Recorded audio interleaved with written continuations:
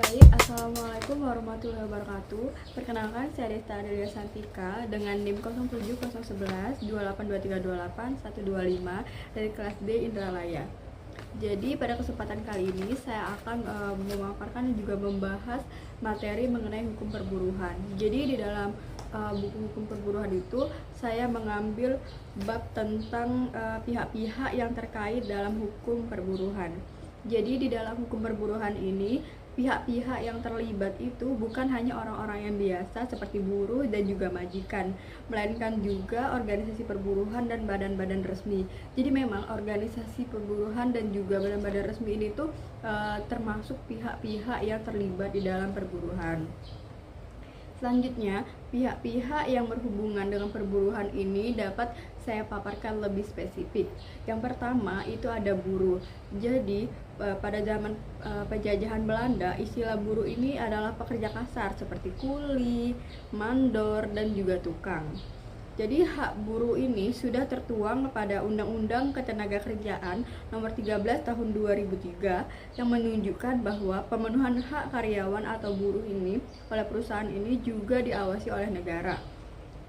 Hak buruh ini adalah hak memperoleh upah, hak mendapatkan kesempatan dan juga perlakuan yang sama, hak mendapatkan pelatihan kerja, hak mendapatkan penempatan tenaga kerja, hak memiliki waktu kerja yang sesuai, hak mendapatkan kesejahteraan, dan lain sebagainya. Yang kedua adalah majikan. Jadi menurut Undang-Undang tentang penyelesaian perselisihan perburuhan, majikan ini adalah orang atau badan hukum yang mempekerjakan buruh. Jadi buruh di sini itu dipekerjakan oleh majikan. Salah satu hak dan kewajiban dari majikan ini disebutkan dalam Undang-Undang Ketenagakerjaan, yaitu Undang-Undang Nomor 13 Tahun 2003, yaitu yang pertama pada pasal 162 yang berisikan kewajiban majikan ini untuk memberikan uang pengganti gaji untuk pekerja yang mengundurkan diri. Jadi jika pekerja itu mengundurkan diri dan dia sudah lama bekerja di suatu perusahaan tersebut, maka ia akan mendapatkan pesangon. Selanjutnya, hak majikan adalah mendapatkan kewajiban buruh, yaitu menyelesaikan pekerjaannya sampai tanggal yang ia akan berhenti bekerja, seperti itu. Yang ketiga adalah organisasi buruh. Jadi organisasi buruh itu kayak merupakan alat atau wadah utama bagi buruh itu untuk melindungi dan juga memperjuangkan kedudukan yang baik. Jadi organisasi ini tuh memang bertujuan untuk memperoleh kedudukan atau melindungi dan juga memperjuangkan kedudukan yang baik itu. Jadi pada zaman Orde Lama banyak sekali terbentuk serikat buruh. Jadi di antaranya itu kayak Kongres Buruh Seluruh Indonesia atau KBSI, terus ada Sentral Organisasi Buruh Republik Indonesia atau yang biasa kita kenal dengan SOBRI, dan juga ada kubu Pancasila, dan masih banyak lagi.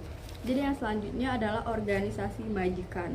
Jadi tugas organisasi majikan ini tuh mengurus syarat-syarat kerja bagi para anggotanya.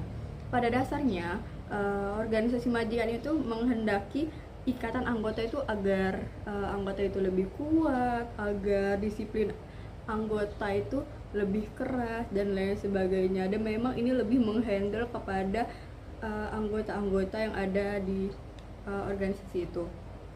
Nah, dan sekarang ini yang menyamai organisasi majikan ini tuh kayak Kadin atau Kamar Dagang Industri Indonesia, yang anggotanya itu kebanyakan dari kalangan pemilik perusahaan dan juga sekaligus merangkap sebagai pengusaha.